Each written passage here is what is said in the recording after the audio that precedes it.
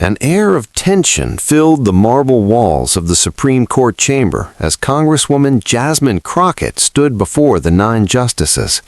Her navy blue suit stood out sharply against the rich wood of the podium. C-SPAN's cameras focused in as Justice Clarence Thomas leaned forward, his expression stern and unyielding. What followed sent ripples across the entire legal community. "Congresswoman," Thomas said, his deep voice cutting sharply through the room, "I've reviewed your brief 3 times, and frankly, your grasp of constitutional law appears basic at best. Perhaps you should revisit the fundamentals of interpretation before addressing this court." The chamber fell silent. Reporters froze mid-keystroke, and the other 8 justices shifted in their tall chairs. Crockett, however, remained composed. Her eyes narrowed slightly, her grip on her notes firm as she reached for a prepared folder. "Justice Thomas," she began, evenly, her tone measured despite the pointed criticism, "I appreciate your concern for my training, but in the next 5 minutes I will demonstrate why your conclusion is not only wrong, but dangerously misleading to the American public." What came next surprised everyone. The folder she opened contained research that would not only defend her credibility, but also highlight contradictions in Thomas's own judicial record, leaving the senior justice uncharacteristically speechless for perhaps the first time in his 30 years on the bench. Before we continue with this extraordinary exchange, take a moment to like this video and subscribe to our channel for in-depth political coverage you won't see elsewhere. Don't forget to hit the notification bell to stay informed on the most pivotal moments in American politics. Justice Clarence Thomas sat in his familiar seat on the right side of the bench, a commanding figure after more than 30 years on the nation's highest court. Now 75, he had become far more outspoken in recent years. Gone was the justice who once went years without asking a single question during oral arguments.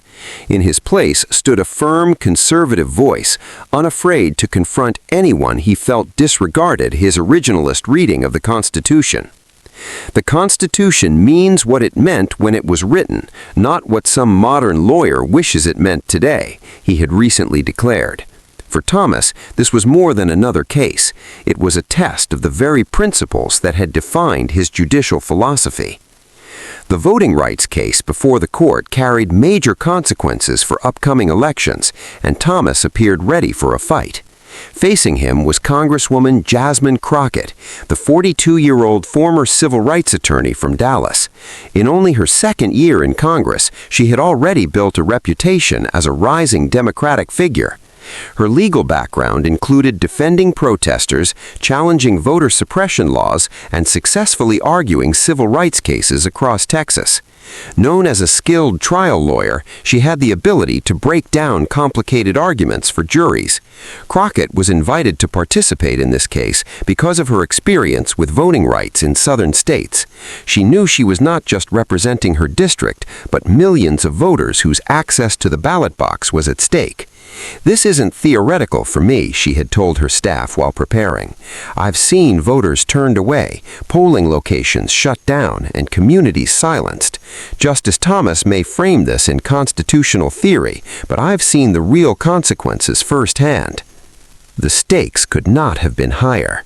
The case, Richardson v. Election Commission, centered on Georgia's new voter ID rules, sparking a major legal showdown and raising concerns that the changes could disenfranchise hundreds of thousands of voters, particularly within minority communities. Conservative justices, led by Justice Thomas, appeared ready to defend the measures as essential safeguards against fraud. Liberal justices, however, viewed them as thinly disguised voter suppression tactics. The atmosphere inside the chamber was tense even before arguments began. Legal observers whispered that the court seemed poised for a 5-4 decision, with Thomas preparing to author a potentially defining opinion on voting rights that could shape the landscape for decades. Thomas's dismissive remarks toward Congresswoman Crockett weren't merely sharp retorts. They signaled his intent to dismantle not just her case, but her credibility as a legal authority. By questioning her grasp of constitutional law, he sought to undercut the foundation of her arguments. What he didn't anticipate was that Crockett had prepared precisely for this approach. Her team had studied his increasingly confrontational style and strategized accordingly. The folder she held contained material that would elevate this argument into a moment studied by future generations of law students. The chamber fell into an uneasy silence as Crockett composed herself. Justice Elena Kagan shot a quick glance towards Thomas, eyebrow raised. Justice Ketanji Jackson adjusted her posture, her focus sharpening. It was clear to all that something significant was unfolding.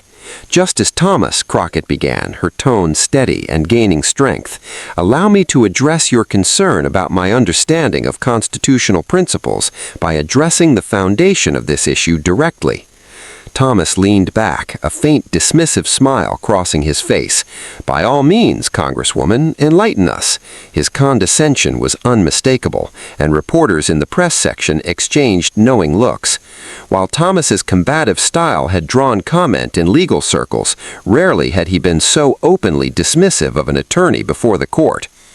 The Equal Protection Clause of the 14th Amendment and the 15th Amendment's protection of voting rights regardless of race are the constitutional basis of my argument, Crockett stated carefully. The Georgia law introduces barriers that, as shown in the data on page 34 of my brief, disproportionately impact certain communities. Thomas interrupted abruptly.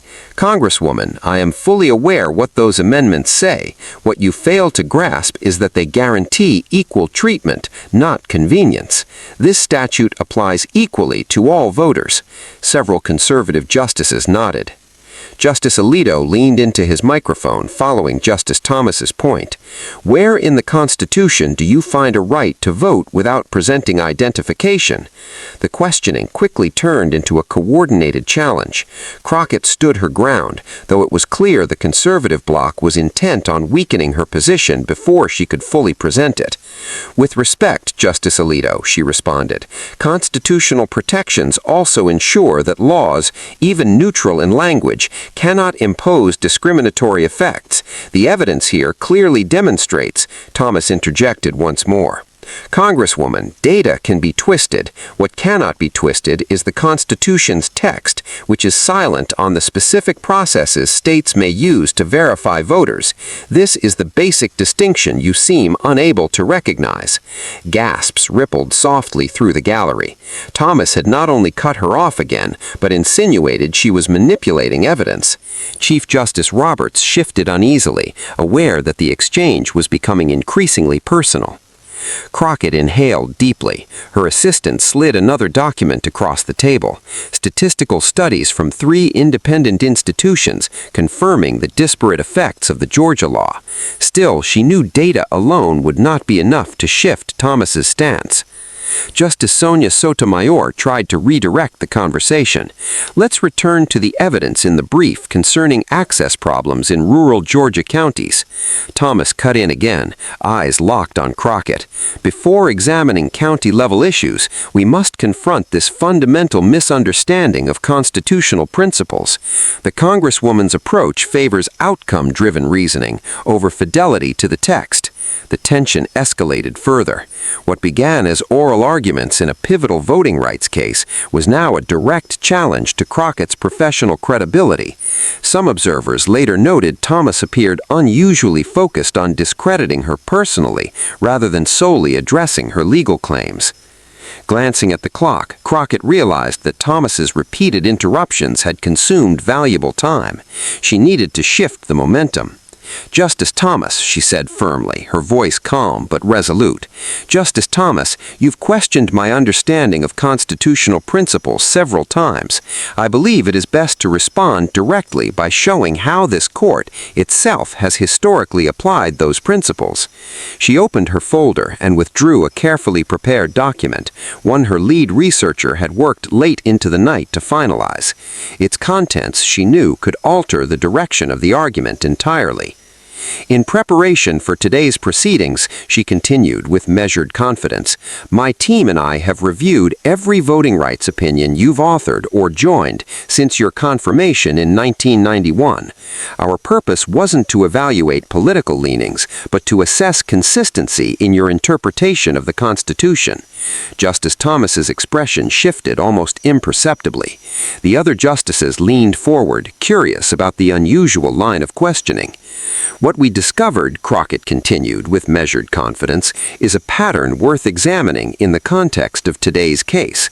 Particularly important is your concurring opinion in Shelby County v. Holder, where you argued Section 5 of the Voting Rights Act was unconstitutional from its inception, not merely in its present application.